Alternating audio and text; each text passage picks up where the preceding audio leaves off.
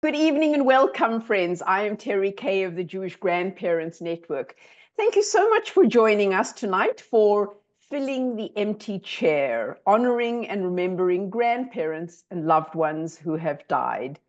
We so appreciate that you made the time to join us tonight. First, a big thank you to Sarah Reed, our JGN colleague, who is helping us facilitate. Sarah has shared with us in chat how you can turn on captions for those of us who wish to use that feature. Tonight, we are thrilled to welcome our presenter, Rabbi Melanie Levav, who is, frankly, one of my favorite people in the whole world. Rabbi Melanie will take questions throughout, so please use chat freely or raise your Zoom hand. We welcome, we ask you, we encourage you to speak up. We want your voice in the conversation. Rabbi Melanie Levav is Executive Director of the Shomer Collective. She is a second career rabbi who focuses on end-of-life care and conversations, bringing more than 2 decades of nonprofit management, social work, Jewish education, and fundraising experience to her work. Melanie is a licensed social worker, a board-certified chaplain, a certified end-of-life doula, and a credentialed grief coach. Thank you so much for leading us tonight, Melanie. May I turn the mic over to you? Thanks so much, Terry. It's really an honor to be here with you, with the Jewish Grandparents Network, and with all of you tonight. It's a blessing in my life to get to do this work, and I'm eager to engage in conversation with you. So I'm going to talk a little bit about my work, put it in the context of who I am, and then dive into tonight's topic. And I invite you at any point with questions, with comments, with reflections, to put them in the chat, and we'll have time to engage in conversation. I'll address the questions throughout.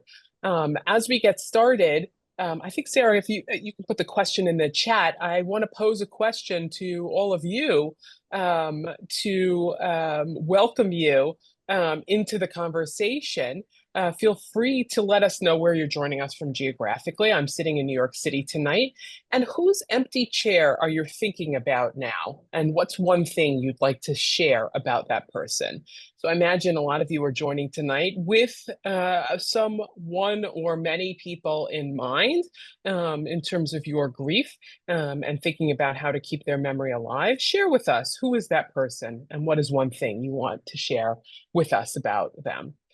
So I'm going to talk about Shomer Collective, the organization that I am privileged to run. We're a startup, scrappy nonprofit started about 5 years ago by a group of friends who had had the experience of the death of a loved one, usually a parent or a grandparent in most of their cases. And it was an experience in which they each wound up feeling at a loss of what to do Jewishly, not knowing where to turn, who to talk to, how to deal with the death of a parent or a grandparent. And they got to talking with each other about their experiences. And long story short, realized that with our inability to talk about death comes these situations in which we find ourselves at a loss. We see it in Jewish communities with families winding up in crisis around end of life because we don't know how to talk about it. And these friends decided to invest philanthropically in creating ways to get more people to talk about death Jewishly. So that's the work of Shomer Collective, to talk about death Jewishly, to normalize conversations about death and dying at every age and stage of life. And we do that through training and education with professionals and with lay people. We work with individuals and communities. You can see more about our work on our website, which I think has been put in the chat also. A little bit about me and how I came to this work. I am a second career rabbi. I came to this realization of wanting to do more in my own career around end of life as I was helping my in-laws at the end of their life. And even though I had been trained as a social worker earlier in my career and was working in Jewish community organizations, I learned about things like hospice and chaplaincy on the job as a family caregiver. I'm married to an only child, and when we worked together to take care of my in-laws, it was only that experience of being on the job as a caregiver that I learned what hospice was and how to benefit from things like a chaplain at bedside. And I got curious about who were the people who got to do this work, and decided at the age of 40 to go to rabbinical school a decade ago. And along that journey became a board certified chaplain and an end of life doula. So I come to this work both from professional experience, seeing too many families in Jewish communities wind up in crisis, and personal experience in it as a family caregiver. And, I used to open up a lot of my talks on our various topics with a reminder that we're all terminal in some way by saying, you never know if you might get hit by a bus on the way home from work, right? On January 30th, 2024, I got hit by a bus on the way home from work. And it brought home to me the reality that tomorrow is never guaranteed for any of us. Thank God I was lucky enough to recover almost fully from that devastating accident, broken bone, concussion, out of commission. And I'm blessed to be able to continue to do this work. And that experience of coming closer to being in touch with my own mortality only solidified my commitment in helping more of us to figure out how we want to live today, knowing that tomorrow is never guaranteed, and to benefit from generations of Jewish wisdom that help us to acknowledge that it's actually better to talk about it than to avoid it. And tonight's topic in particular, how do we use memory to create the blessings that we want in our lives for our children, for our grandchildren? So tonight and throughout, you're going to hear me say the words dead, death, and dying. It is my strong belief and recommendation that we avoid euphemisms when we talk about death, when we talk about hard things in particular, right? When you think about teaching kids, grandkids, body parts, and how maybe in your family there were euphemisms when you were growing up and you use more scientific terminology today, apply that same growth in realization that kids need to know the real words in these topics too. Practicing it, saying dead, death, and dying can help us get more comfortable and move past perhaps some of the hangups that we were brought up with, like when it used to be common to whisper cancer, right? Did you hear she had cancer? And now we may be wearing pink socks because it's Breast Cancer Awareness Week in our community, right? And we're much more open in talking about it, where just a couple of decades ago, it was something we would whisper. It may be your practice, as it was in the family I grew up in, to say passed away when you're talking about someone who has died. And when talking with children, younger children, your grandchildren in particular, some of whom may not yet be fully conversant in the English language, being as literal as possible is helpful when we want them to understand what we mean, and especially for children who may have learning differences, neurodiverse families. Passed away is an abstract concept. What does it mean? You then might use the words dead, death, or dying to explain what you mean by passed away, right? But a child more easily can understand death because it's concrete in the way that it is the opposite of living, right? The bug we see crawling on the playground is alive. When we squash it, it is dead. It's something that kids know through their own experience without us needing to layer on our own baggage. Certainly, there are degrees of nuance in there. What does dead mean at the adult level? Brain dead. But we're talking about something that's hard to say, and it might be a little easier to understand when we're brave enough to be direct about it. So I just wanted to set that out at the beginning so that you understand where I'm coming from in using the language that I'll use tonight. And before I start sharing my slides and invite us into conversation, I want to acknowledge the fresh grief. For those of you who may be joining us from Los Angeles, from California, for those of us who have friends, loved ones, families in that area, to acknowledge the loss of homes, of schools, of the place that our children and grandchildren knew as home in terms of schools, and the loss of community. So I want to invite you, if that is your experience, into the conversation tonight, recognizing the need to talk about grief, right? Tonight is designed to make space to talk about our grief, whether it's fresh grief, the grief of what's going on in Los Angeles, or years old grief. How do I bring the memory of my beloved grandmother, Molly, who died many years ago, into my own kids, grandkids' lives tonight? And to benefit from what Jewish wisdom can offer in supporting how we attend to that grief through the act of remembering, the ways in which the sacred task of remembering can create the blessings we wish to bestow on our grandchildren, on our children.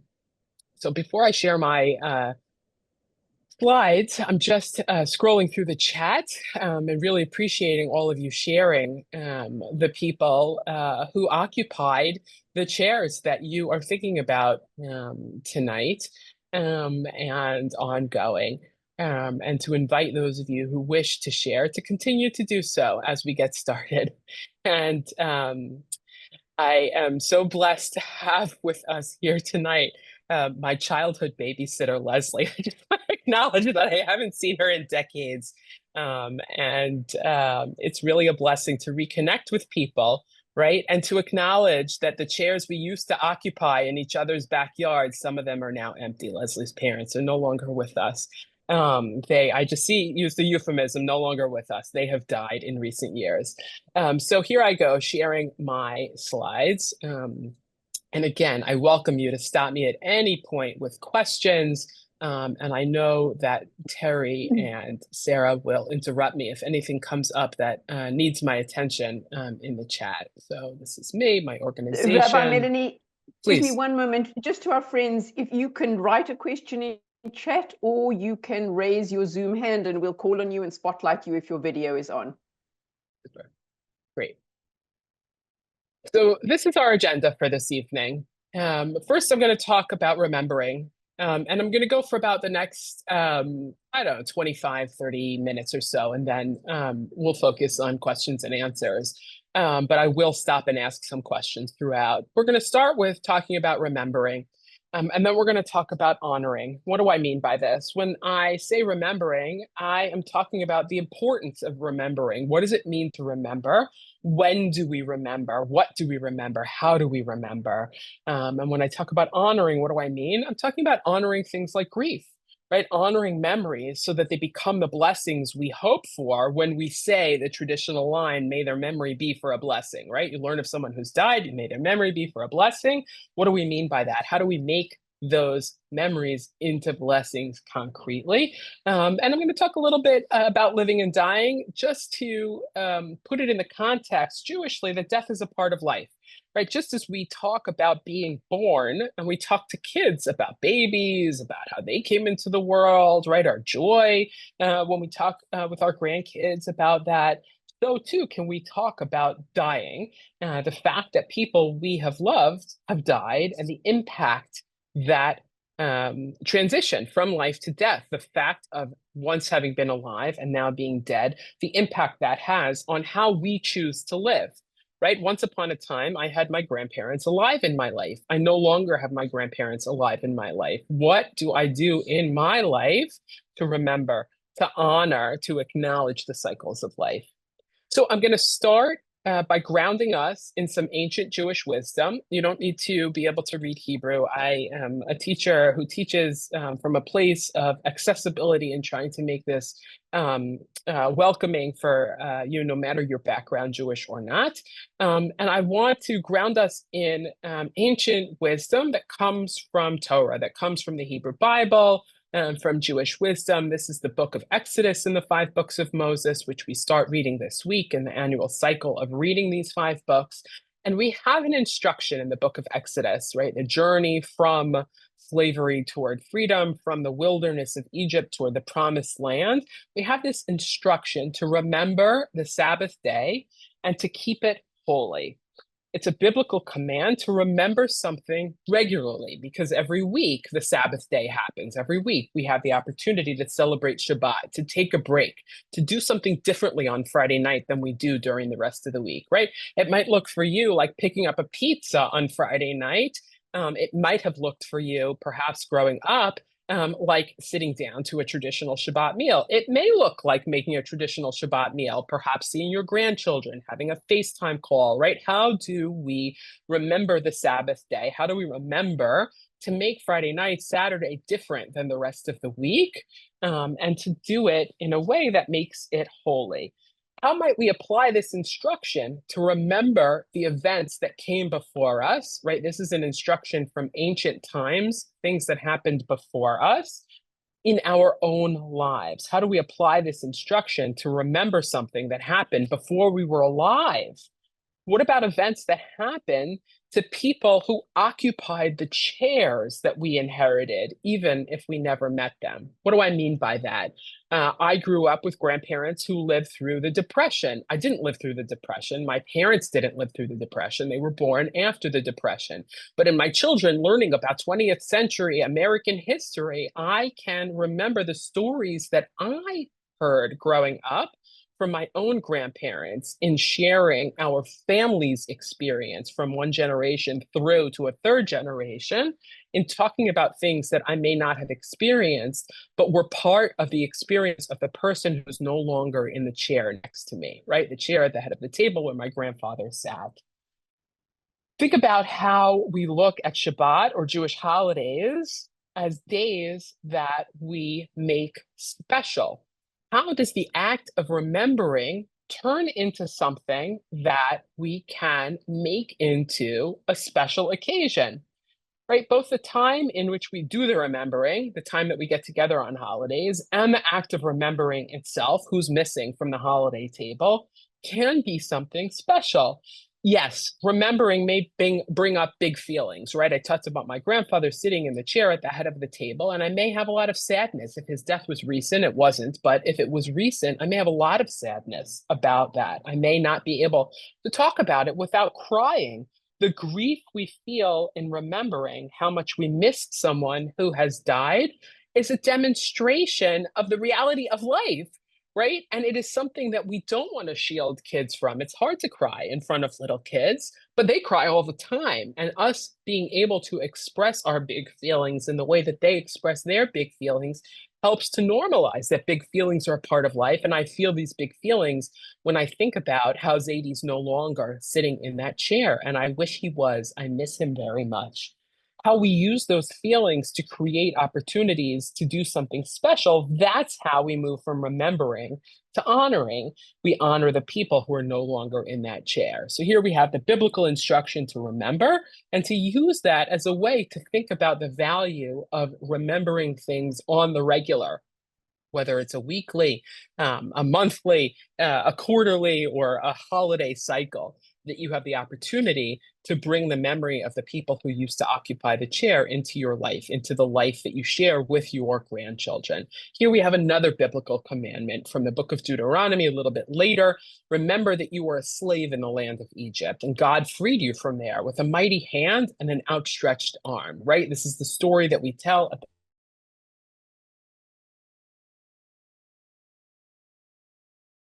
we talk about things that may have been difficult, right? I just mentioned the example of my grandparents living through the Great Depression. And when we talk about the memories of people who lived before us, the lineage of the Jewish people, right? There was a time when we were not free people. We, the people who have become the contemporary Jewish people, right, were once Israelites, were once under slavery in the land of Egypt. What does that look like in your own life? What's the journey that your family has taken to be where it is today, living in suburban New Jersey, in New York City, in California, right? Where were you before? What were conditions like there? In my own family, my in-laws were Holocaust survivors. So my children, their grandchildren, grew up, are continuing to grow up with stories of what that meant in how they lived their lives, how their education stopped at age 15, right? Things weren't always peachy keen and groovy. We were collectively in places that we are no longer.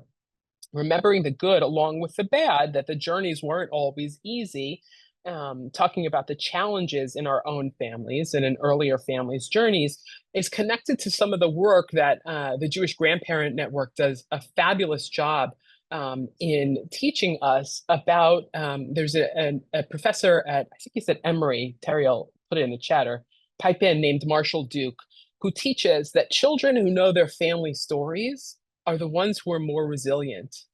So if your family is going through something difficult, the reality is, if you have grounded them in the stories of your family, in the collective stories of who you are, it is more likely that they will be resilient, that they understand that things aren't always easy for us, for the people around us.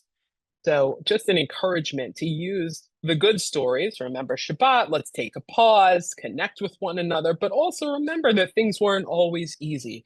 The Torah tells us that we were once slaves and now we're free people. So I'm going to talk now about when we remember. And on the next 3 slides, I'm sharing the words that are on these slides are a quote from a piece of writing by my friend and teacher, Rabbi Jen Gubitz. She's in Boston, and she wrote a piece to use at Passover. Passover being the one of 4 times a year in which the traditional Yizkor memory prayer is said. On this idea of Yizkor, this traditional prayer of remembering those who have died, it's said in synagogue 4 times a year. It's said on Passover, on Shavuot, on Yom Kippur, and on Sukkot, so the 3 pilgrimage holidays, and on Yom Kippur. My teacher and a board member of Shomer Collective, a woman named Gabby Berkner, who's the co-founder of Modern Loss. If any of you are in families where you have young adults who have experienced death, you should look up the Modern Loss website and book, and there's a notebook, workbook. Gabby's a brilliant person who comes to this from her own experience of the death of her father by violence in her 20s. She talks about how Judaism schedules time to grieve. Think about it for a second. We have Shiva, right? We schedule 7 days to pause after the death of a parent, child, sibling, spouse. We have 30 days after the death. We schedule time to remember at the 30-day mark. We have Kaddish, a prayer of remembrance said regularly in the first year after the death of a parent, for the first 30 days after the death of a spouse, child, or sibling. We have Yizkor, said annually, the 4 times that I just outlined, right? Yahrzeit, the annual anniversary of the death. Judaism gives us a schedule of times where it is advised to go back into that grief in a liturgical way, right? Using prayer words if you're into traditional practice. But the idea there is that there are tools for the taking. If you think about it, most of us aren't going to put dates on our calendar to schedule time to grieve for mom now that she's dead, right? But there are ways that we actually do have time on the calendar to grieve that is built into our schedule, right? Our parents' anniversary, mom's birthday, right? My own birthday. When are the times that this remembering comes up for you that might be similar to the way that Jewish tradition schedules grief liturgically through prayer language? And we know that grief shows up even when it's not on the schedule, right? Walking down the aisle in the supermarket, you see dad's favorite food, and all of a sudden you find yourself in a pile of tears. It comes up when it's not on the schedule. So our teacher, Rabbi Jen Gubitz's words here are an instruction for how to invite in the loss, the deaths, as a blessing, how to shape the times in which we choose to remember. So she says, it's in these moments, joyous holiday meals and family celebrations, she's talking about the Passover seder, that we remember them. It's in the smell of spices so fragrant, the taste of sweet wine, and the shadow of candles flickering that we recall the days when they sat next to us, and sometimes we can still feel their warmth. Right? What does it mean to set the table and know that they're not going to be sitting next to us? We're not going to be bumping elbows. The things that happened last year aren't going to be happening this year. And what is it that we remember when we remember? We can't help, Rabbi Gubitz says, but want to set a place for them at the table, hoping that they will walk in the door years after they've departed. We can't help but want to hear their voices singing, laughing. We can't help but want to smell their perfume, to taste their cooking, to see their smile. Some of you may have had this experience of your grandchildren wanting to set a place at the table for someone who has died in recent months or years. I had this experience when we celebrate my in-laws' birthdays by eating their favorite desserts many years after they died. When my youngest child was much younger, they would make decorations to stick into the cupcakes. And one of them said 93. It would have been my father-in-law's 93rd birthday. And I had this feeling of discomfort. Like, should we really be celebrating the 93rd birthday of someone who died, many years ago? I think he was 84 when he died.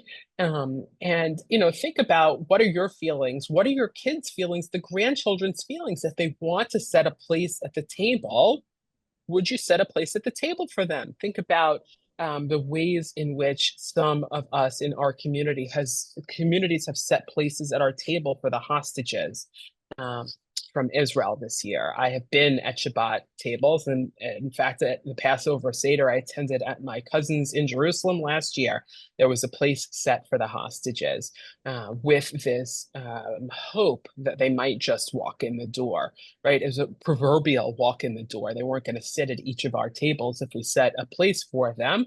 But what does this idea of having set a place do for us? Maybe it's an opportunity to think about what we remember. If we had set a place for grandma, but we're not this year, she would have, right? Then what's the story that comes up if grandma was in that chair? And how is it? Yeah, go ahead. I see a couple of our friends taking photos of the screen, and I want to just tell everybody, I put it in chat that tomorrow we will send you the slides, Rabbi Melanie's slides with the recording. So no need to do screenshots or anything like that. And we do have a couple of questions that are coming in whenever you have an appropriate moment. Great. So I'm going to do 2 more slides, and then I'm going to stop and invite some discussion and ask you some questions and respond to the questions that are in the chat. And I know that some of you may be taking the pictures, because why wait for the slideshow to come through tomorrow and then you have to pick it out when you can just text it to your adult child right now, right? And give them a little, I'm thinking about this. So how is it that we remember? And this is the last piece from Rabbi Gubitz that I wanted to share. While our memories are but meager substitutes for the warm hug we so long to experience, may we find solace and comfort in knowing that while they may be gone, our memories endure, right? I'm never going to be able to kiss my grandma's softest cheeks, the softest ones that I ever felt in my entire life. But my memories and being able to talk about that and what she meant to me in my own life, right? When I think about my grandma and the physical memories that I have that I miss, it reminds me that she used to tuck her tissue into her watch band because women's clothes don't have enough pockets, right? And what are the stories that come up when we think about the things that we wish we could have, the warm hug, the kiss? It's a meager substitute to talk about the tissues in her watch band, but it brings a smile to my face, and I imagine to some of yours as well, thinking about the memories that take the place of that empty chair. So that's a little bit about how we remember. And now I will stop. I want to address the questions that have come up in the chat, and I want to welcome you to reflect on the things that I have said at you for the last 15 minutes. Would it help if I point you to the first question I see? Or do you want to scroll yourself? Yeah, no, go ahead. Okay. So Phyllis asks, my daughter-in-law's mom died in October. My 4-year-old granddaughter keeps saying, my other grandma died. Where is she? How am I supposed to respond? Right. These are the questions that we need to ask ourselves as adults in order to be prepared to talk about it with our grandkids. It's that idea of putting your own oxygen mask on first in the plane before you put it on the person next to you, the child next to you. What do you believe about where your grandchild's other grandma is? Have you discussed that in your own family? When I talk about this with parents, for how do you talk with children about about death, and then it may apply to some of you who have caregiving responsibilities for your grandchildren. Think about bath time. It's usually the case that one adult can fit in the bathroom to manage bath time, and the other adult gets a break during that period of time, whether they're spouses or grandparent, grandchild, right? You're offering to help. I'll give the kids a bath after dinner. You take care of cleaning up, right? And it may be the case that at bath time, the kids, or at bedtime, especially in the dark, you're telling stories, there's no eye contact, which can be threatening, right? The kids ask something that you're unprepared for. And it's the case that one parent or grandparent might say, oh, she's in heaven, right? And then the kid says, what does heaven mean? Where is heaven? When can I see her again? And you're unprepared and you're coming up with answers on the fly. And then you go back downstairs after you put the kids to sleep and you have the adult level conversation and you find out that your spouse, adult child, other people in the family have different beliefs, right? Some of us live in multi-faith families and you may have grown up with a very different belief, or your spouse or your adult child or their spouse about what happens after we die. So this is to say, I recommend having adult level conversations to understand what it is you believe, to understand your own beliefs, right? And what it is you want to be in a position to be able to teach your grandchildren. Certainly there are books about death for children. There are children's books about death, about the death of a grandparent, that we can recommend. I will make sure, I'm sure Terry has already seen some of them, but the book lists, there are some on the Shomer Collective website in our resources section under children. PJ Library has a list of books about death for children. They aren't PJ Library books. They're not sent to your kids automatically. They don't send books about death, but there are books that they recommend, Jewish children's books about death. Tablet magazine online, and Kveller also, the website online. Those three places have book lists of children's books about death. So my recommendation is to put those books on the shelf for before you need them. So how do you answer the question of my grandchild's other grandmother is dead? Have an adult level conversation. What has been discussed with that child's parents, right? To understand how they are talking to their own children and how they want you to talk about it, right? Sometimes we get into that tension of the grandparents believe one thing and the adult children believe something else, and we don't want to mess up the relationship because we still want to have a relationship with our grandchildren. So I hope that helps a little bit. Look to other resources, prepare yourself, have adult level conversations. Good. Next question, Terry. In a similar vein, a question came in from before in advance about how you get on the same page with your adult children. Yeah. So like, how careful should you be? Tell us about that, if you would, please. The death of anyone is an opportunity to have this conversation. We call it newsjacking. The death of Jimmy Carter provides a great opportunity for a low pressure way to introduce the conversation. Right, you're having a conversation with your adult child, you're making plans for when you're going to next visit, when they're going to allow you to come and bring presents, whatever it is that's in your family situation. You say, hey, I was just reading an article in the paper about Jimmy Carter.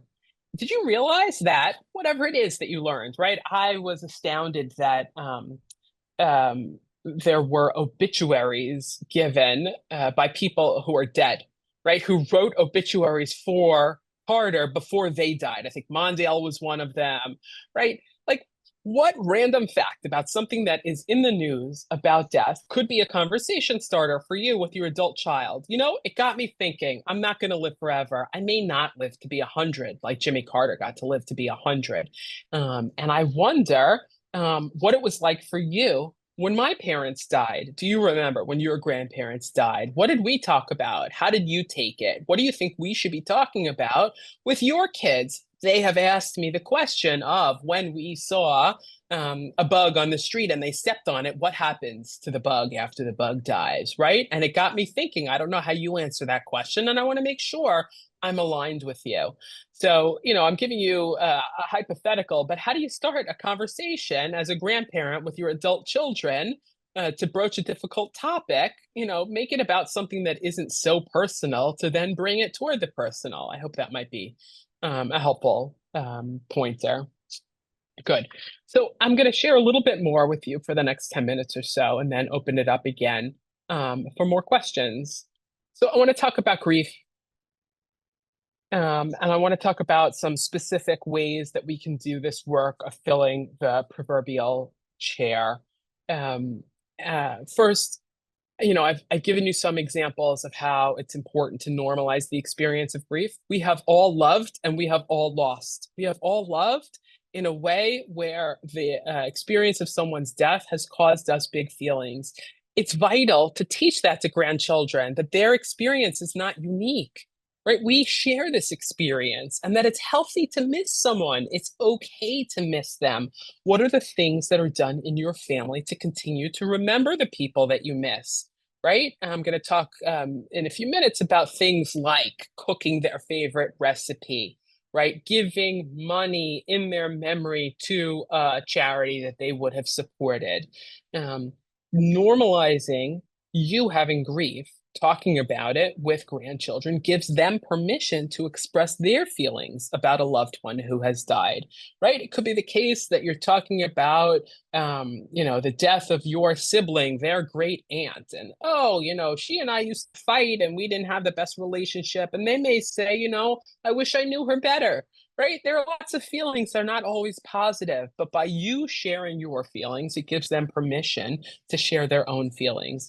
And telling stories of the deceased can help bring their memory to life, especially for the children who were born after they died, right? You're talking about people who were important to you in your life who died before your grandchildren were born.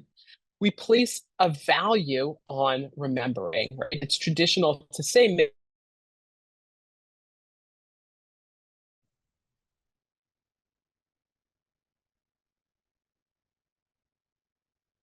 we may use a ritual object or other inherited object and objects at family gatherings, right? Do you remember when grandpa used to drive this crazy colored car, whatever the thing was, right? We are using that memory as a way to create the blessing of sharing stories when we get together intergenerationally. Sharing the memories creates the blessing, the positive experience that grows out of the reality. Death has occurred. We have memories. Talking about the memories gives us an opportunity to create the blessings that we want in our life. Death is a part of life. Your kids are not alone in not knowing how to talk to your grandkids about death. Helping children, your adult children and their children, your grandchildren, to see their experience as one that is shared is really important. What do I mean by that? We're not the only family who's experienced the death of a grandparent, right? You may ask your adult children if someone else in the community has died where it's come up for the kids. I can think about stories that I heard recently at Shiva and a funeral of someone's grandparent who died, who used to have a specific seat that they sat in every Shabbat at synagogue, and how everyone in the community, children included, knew that that was Zeke's seat. And who was going to sit in Zeke's seat? Nobody was going to sit in Zeke's seat in the immediate time after his death. Kids who were involved in that community, who go to synagogue regularly, knew that that was Zeke's seat, right? Understanding that happened to his family helps children to see that the experience of death is one that is shared. It's not just happening to my family. Everything that is alive will eventually die. It's an important thing for kids to understand. I gave you the bug example. The psychologists of child development tell us that at age 4, children, neurotypically developing children, can begin to understand the concept of permanency, that death is permanent, right? That being alive was once and being dead is forever. At age 2, in your JCC early childhood program, your grandkids may start squishing the bugs on the playground out back, and they may not realize that those bugs are no longer going to be able to go home for dinner. But by age 4, when kids are graduating from that JCC early childhood program, the psychologists tell us that kids do understand that if I squish the bug today, the bug is not going home for dinner, right? How do I use the cycles of nature to talk with my grandchildren about the reality that everything that is alive will eventually die. You take a walk in the fall in a part of the country where the leaves change colors and fall off the trees. What's the sound of the leaves crunching under your shoes, under their bike tires? What does it mean that those leaves are no longer on the tree? The leaves have died. They're no longer part of the family of leaves that were once attached to the trunk, to the branches of that tree that is still alive. Those leaves will regenerate. No, people don't regenerate. We're not going to see Grandpa again, but we will have the opportunity to remember him, right? To talk about him, to eat his favorite food when you come to my house that I'm going to keep special for you. So, a few more concrete things to do. Pictures. Look at pictures together, photos, videos. If, like me, you still have VCR tapes sitting in a box, get them digitized, outsource it, get it put on something that's savable on the internet where everyone can access it. Display pictures at home. If you live at a distance geographically from your grandchildren, share those pictures online, right? When you FaceTime with them, sit next to a picture where you can show them. Give copies of photos as gifts if you have the ability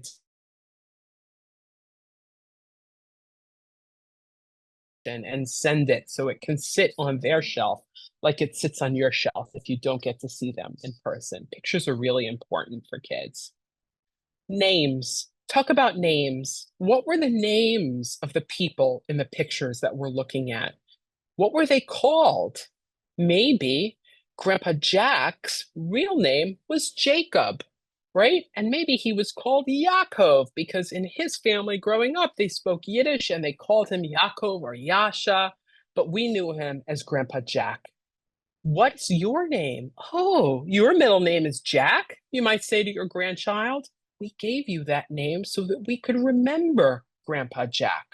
Who in the next generation is named for someone from an earlier generation, right? It's maybe the case in your own family that in Ashkenazi families, we tend to name after the recently deceased. In Sephardic families, people are named after other people who are still alive. I was floored growing up in a mostly Ashkenazi community. I had a friend in Hebrew school who had the same name as her grandmother. And I said, that's not allowed because I was taught that it wasn't allowed. But little did I know that her family was from Iran. And in her family, it was an honor to name her after her grandmother who was still alive, right? Who in your generation is named after someone from an earlier generation? Where does your name come from? Where do your grandchildren's names come from? You know, I took my kids to see the cemetery where my grandparents are buried because two reasons. My children's names are on those headstones. My children are named after my own grandparents.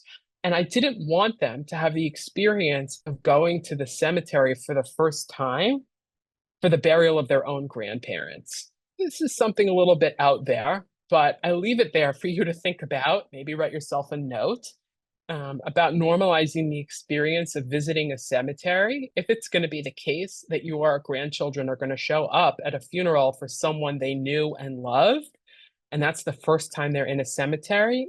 It can be a more difficult experience than taking them to a cemetery when the stakes are lower, when it isn't in the day after someone died, right? Taking them for a walk through the local cemetery just to talk about cemeteries. Some kids may, hold their noses when they are on the bus passing by a cemetery, all the superstitions. What does it mean to visit a cemetery, to talk about who the people are who are buried there, who they were, who they are in our lives, right? These are my parents, my grandparents, my great grandparents. You see the repetition of the names if that's something that you have access to. I'm, living in the same general area where I grew up, where my grandparents grew up, where my grandfather came from Europe on a boat through Ellis Island, right? Your family may have a different story. Who are the people your grandchildren are named after? And the last thing I want to share is about rituals, about celebrating family traditions, and talking about what holiday traditions that are observed in your family today were also celebrated in earlier generations, right? Could be foods, could be ways of behaving, of things that we do. We go to synagogue, we give charity, we light candles, we do this, we do that. It doesn't have to be Jewish, right? What are the rituals that your family has in celebrating New Year's Eve? Growing up, it might have been that you got together with a certain family, ate a certain food, had a certain kind of party. What are the rituals that go on in your life, in the life of your grandchildren, that were also celebrated in earlier generations? Talking about rituals, reenacting those rituals is a way to give life to that empty presence in the chair, right? To the missing presence in the empty chair, by talking about the things that happened regularly, sharing a family tune or a song or a prayer or a recipe handed down over generations.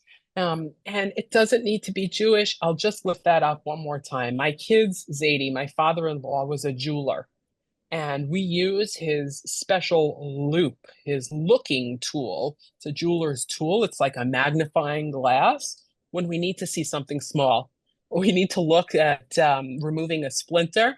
If we remember to use Zayde's loop, right? It's another way to bring the memory of Zayde's life, who he was in his life, into my kids' lives, having nothing to do with Judaism, had to do with his profession, the objects we inherited, the objects we chose to inherit, right? When we had to downsize, we weren't going to be able to keep everything that Zayde owned.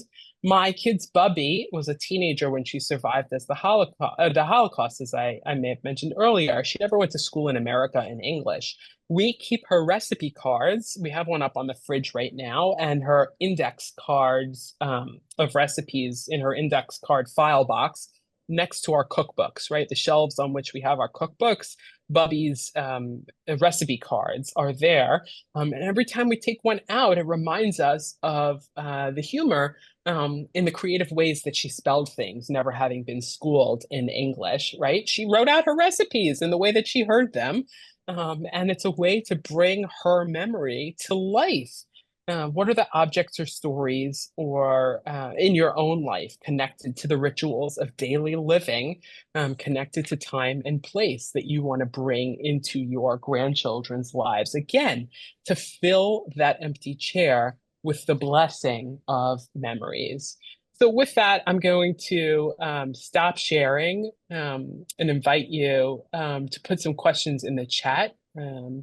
And invite you into conversation. Curious where you're at in your thinking. What haven't I covered? What's pressing on your mind? While our friends are doing that, Rabbi Melanie, I hope you will just allow me to inject a personal note, because I'm reading what's in the chat, and there are such poignant and touching stories and reminiscences and recollections and traditions. And Shomer Collective, I'm a fellow in the Shomer Collective has a fellowship for educators, and my project is going to be, it's a 9-month fellowship, and my project is for our grandparent community. I'm doing a project on how we can talk to our grandchildren about death and dying, and I am going to keep all these ideas from chat and put them in my project. So thank you so much. You've just helped me enormously. And friends, you can unmute, you can raise your Zoom hand, jump in. We'd love to hear from you. I'm going to put a couple links in the chat as well. One to an article I wrote about taking my kids to the cemetery before Rosh Hashanah, right? Somebody put in the chat. Traditional to visit the cemetery around the high holidays. And there's a picture of my kids when they were young in front of the headstones of my grandparents that contain my kids' names. And I'll also put a link on the importance of remembering to a piece in My Jewish Learning, which was written for Holocaust Remembrance Day, but the points made in there about remembering transcend the experience of the Holocaust, right? Not all of us have Holocaust families' stories.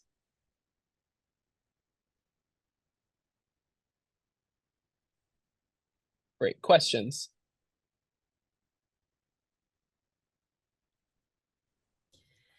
While Sorry, go ahead. Oh, it's interesting to kind of think about gravestones and think about grandparents and where they're buried. That with the amount of separation of all of our families, our gravestones and our families are usually not in town. So you'd be going somewhere else to see their gravestones. I don't even know where my one set of grandparents is buried, somewhere in Baltimore, and I know where the other set is buried in Cleveland. But if the kids are going to not be connected to those gravestones at all. I guess what they will be connected to is going to see gravestones for people that they knew as the family we've developed where we live. Yeah, that's beautiful. Right? We have a family of origin, and some of us have a family of choice, the family we create for ourselves. Yeah, thanks. A question came in earlier about different faith traditions within a family. Specifically, what about families where there are other religious beliefs at hand? For example, naming traditions in my Ashkenazi family versus naming convention in my son-in-law's Catholic family. Could you speak to that? Yes. Right. You may have that awareness that I grew up with from an Ashkenazi family. We only name after the dead, and you may be in a family where your son-in-law is a junior who has the same name as his own father, who's still very much alive in your grandchildren's lives, right? I think acknowledging the difference and celebrating diversity, right, is a way to help kids forge their own path. What do I mean by that? Right? Mommy grew up believing this. Daddy grew up with a very different tradition. Together, mommy and daddy now do this together, or daddy and papa now do this together in our family, right? It's a way to acknowledge that we come from different places, and it's an opportunity for you to teach from your own experience and to invite the other people in the extended family to contribute from their experience. Just because you children doesn't mean that they can't also benefit from knowing what their other set of grandparents believes. So I think acknowledging the difference is really important, and talking about it with your adult children. I'm so glad that you found love, that you've given me grandchildren. And I'm curious, we haven't talked about how to talk with the kids about what happens when someone dies. And I know that you grew up in my house learning this. I'm curious what your spouse grew up learning, so that I can be aware of the kinds of things that your child is exposed to when they go to their grandparents' house, right? They may go to a funeral with an open casket. They may go to a wake, to a viewing, to things that are different from the experience in our own lives, living Jewishly. Beautiful. I see the comment. I've purchased a memory game using the photos of my grandparents and those who have died before us. We use the photos to talk about the people, and then they share these memories that I have. At what age would you take a child to the cemetery? So I love that question. Thanks for putting it in the chat. I think I managed to share, I did, the article from the blog in the Times of Israel. I'm just taking a look at that picture of my kids. I would guess that my youngest one was 5 in that picture. So I took my children to the cemetery when they were 5 and 12. And it was not too young for my kids, right? You need to understand, where are your kids developmentally? What is it that we're going to do? For me, this was important. We had lived abroad on sabbatical for a year, and we were coming back to New York, and I felt it important to go visit the gravestones of my grandparents now that we were back in New York, because we hadn't done that. The kids were too young when we had lived in New York before we went abroad for a year. So I mentioned before this idea of not wanting your grandkids to go to the cemetery for the first time at the burial of someone they knew and loved. There are people who live near cemeteries who take stroller walks in the cemetery because that's the closest park right? It's the closest place to sit under a shady tree and to have a snack. There are ways that you can normalize trips to cemeteries from the earliest of ages.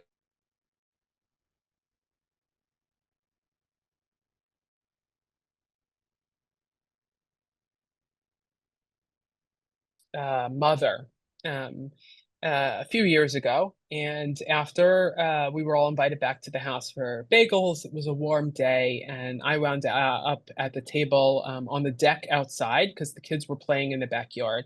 And the grandkids were 3, 4, 5, 6, 7 years old, around there, a bunch of grandkids. And I was like, the adult cousin hanging out with the 20 and 30-year-old parents. And they said, you do this for a living. We didn't know what to tell our kids. They brought all these kids, grandkids, 3, 4, 5, 6, 7 years old, to the unveiling. We didn't know what to tell them. Now that we've done the unveiling, what would you recommend that we should have told them? And I said, what did you tell them? They said, oh, we're going to the park where Bubbie is sleeping.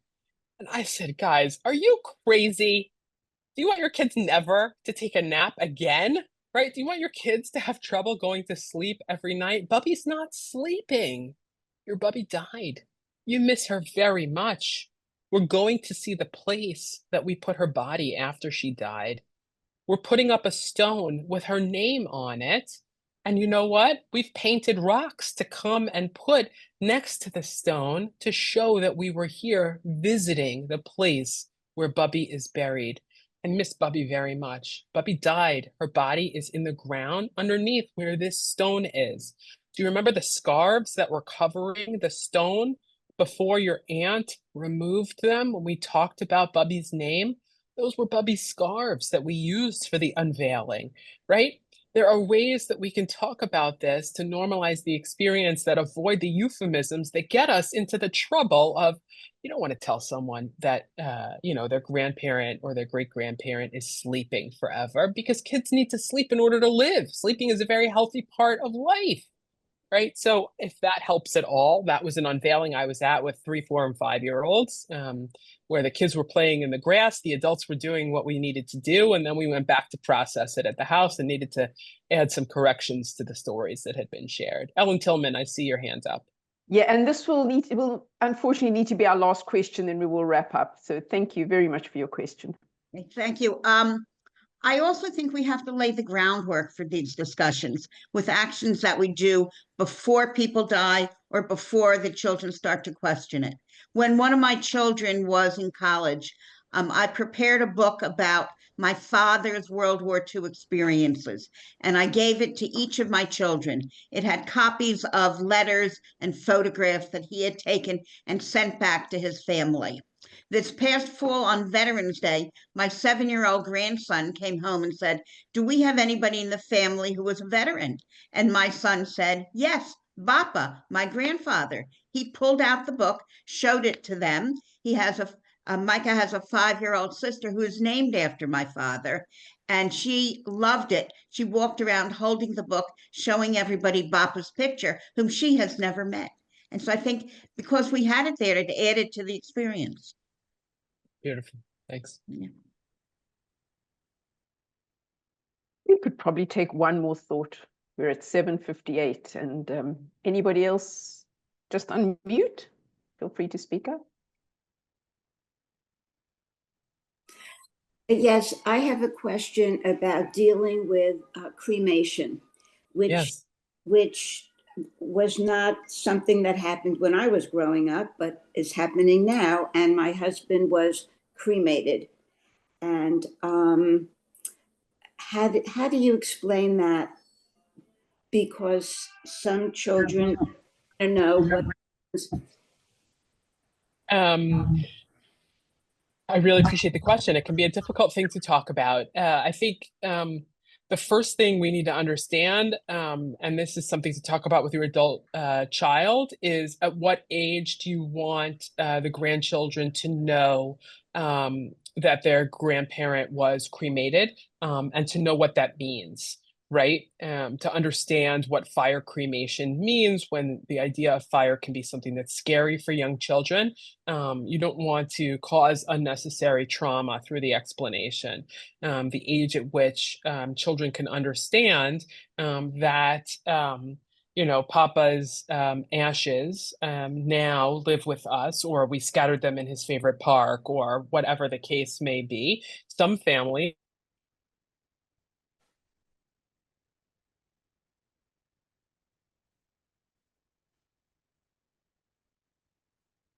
to know, what you've seen in other places. Your kids are consuming media, right? No matter what their age is, they're seeing these things on TV. It's not TV anymore, right? But videos on the phone, on the iPad, right? They see things that may be different from what you're talking about. So it may not be a foreign concept for them. So I think just normalizing that some families do cremation and some families bury is a good first step in the conversation. And talking about, what the difference is at the age at which you feel that your grandchild can handle understanding what the difference is between putting a body in the ground and cremation by fire. Thank you so much, Rabbi Melanie, for your sensitivity and your practical guidance. Is enormously helpful, and we so appreciate your leading us tonight. And to all our friends, thank you for joining us. Very grateful that you made the time for the Jewish Grandparents Network and Shomer Collective. We will be in touch with you tomorrow, and we hope you have a wonderful evening.